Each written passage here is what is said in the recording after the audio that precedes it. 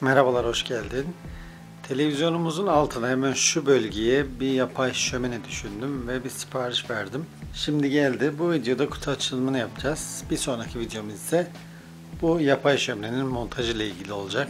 Odamıza değişik bir renk katacak. Odamızın havasını değiştirecek.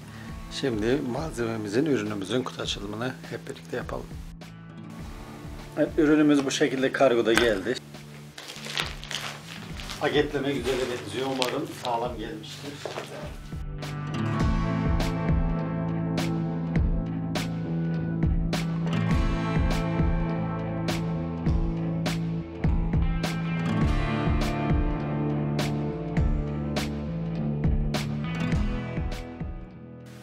Ön tarafı cam. Ahşaptan bir kutusu var. Elektrik prizi de bu şekilde. Evet. Ürün sağlam geldi. Şimdi bir açalım, çalıştıralım bakalım.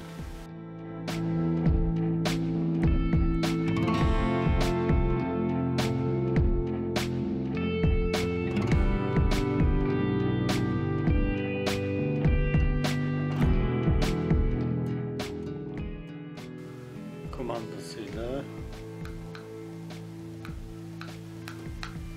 açıp kapatabiliyoruz.